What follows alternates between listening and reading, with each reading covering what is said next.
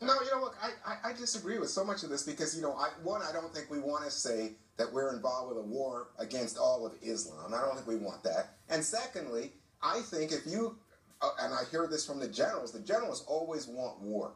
But they say, oh no, we're disengaged. That's what I just heard in that tape. Yeah, they're saying, you know what, we need a strategy. What? They want to protect the country. I want to protect the country too, but I'm saying there are different ways. You can't constantly go back and fight the last war as if this is World War II. That's not what they're saying. They're saying we need a refreshed strategy. Well, and they're not alone. The other people who have said this include all of the former secretaries of state and defense of President Obama. True. Gates, Panetta. Yep. Even Tom Friedman said you got to call it what it is. No. Calling it what it is different than saying, oh, you know what, the solution is just more war. That's not more what they troops said. Going on the That's ground. unfair to them. I think that's exactly what all the generals, all the soldiers say. Hey, we know how to fight wars. You know what's Let's different? solve it through fighting wars. These guys actually have responsibility. They have the responsibility to protect. They're going to be responsible for this long after President Obama has gone and is making billions of dollars. Let me tell you something. I think anybody who's president of the United States is burdened by the responsibility of keeping us safe. And I agree. That if the minute something goes wrong, they are going to be held accountable to no end. So I don't think it's fair to say, gee, our current president's not doing enough to keep us safe. I didn't say that, Juan. I said they are going to be responsible for a lot longer than after President Obama leaves office. They are looking at a 70-year ideological war that they've got to try to fight, and they're asking for a refreshed strategy, and they did the right thing. They didn't write books like others. They went directly to Congress, testified in open seating. They were honest. They were on the record. And that's a kind of transparency I think that I think some of them have written books. I'm thinking of Leon Panetta. But let me just say... I'm saying the generals who were talking yesterday we're not doing it for any financial gain. Oh, okay, that's fine. But I'm saying there's diplomacy, there's sanctions, there's training and support, there's sharing intelligence. There's obviously a social media war. This is where we are. This is what the generals don't seem to get. Is there anyone that suggests that we shouldn't employ all of those? Well, these generals are only talking in military terms. But you're conflating. The topic is, and the issue is, should the Obama administration call Islamic radical terror, or should they not? Or should they continue to... We passed that. We agree. They should call it that. I worry about, antagonizing all of the Islamic world, but that's them. I think we can stop worrying about that because it hasn't helped. Yeah, it hasn't helped. We haven't said it once. That's a good point. On the march. He's right. We have Al Qaeda on the march. People are being beheaded. The JV team has become the Lakers. So why not try something different? Why not call them? Let the world know we know who they are. There's another.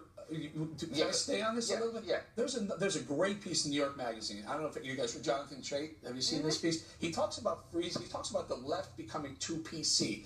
President Obama is the leader of the left and the leader of the PC police. And Jonathan Chait points out that it's becoming more and more dangerous in America to say anything. You have to have a qualified opinion by your skin color, by your sex, by whatever, in order to say anything. And it's becoming a more dangerous... My skin color didn't help me with NPR, brother.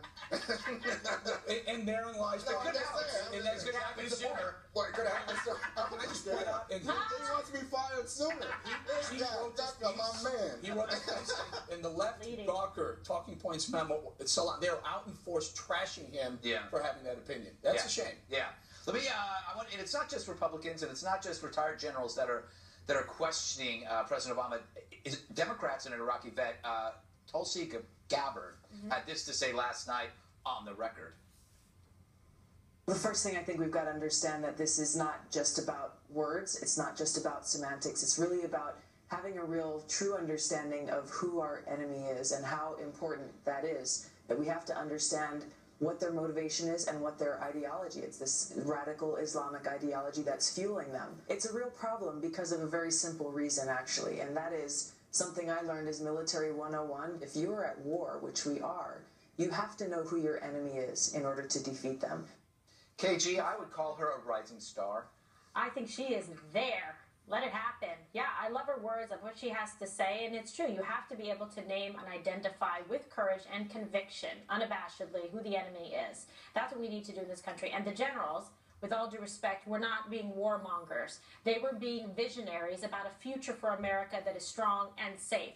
for all our future generations. Sometimes is war necessary, yes, but if you engage in the right tactics and you have a strong military and approach that is respected in the world, you shouldn't have to get to that step. But you must have the mettle and wherewithal to do it if it's called for. Listen, these guys are saying even we should have a unified command like General Eisenhower did back in World War II. These guys are lost in the past. No, they're not. I'm going to tell you something. No, they're not. They're immersed in victory. They're not lost in the past.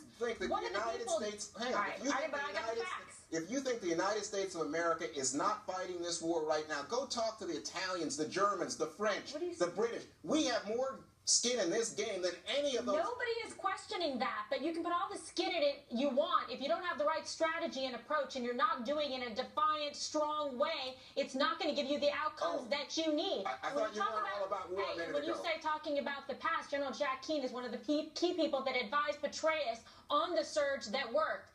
Recent. Yeah, surge that worked, right. And what you think that most Republicans right now, and forget the general public, most Republicans want to follow him back into war? No. I didn't say that because there's a thoughtful, deliberate process. All right, you two. Where's Bob? You go to your room. Yeah. And you go. Can I go with her? No. This is what happens when I get sent to my room. Yes. Doesn't happen on The View. All right. Frankly, we're all more attractive. All right, ahead. Is the Obama administration deliberately holding up the results of the Army's investigation of Bergdahl? That's next.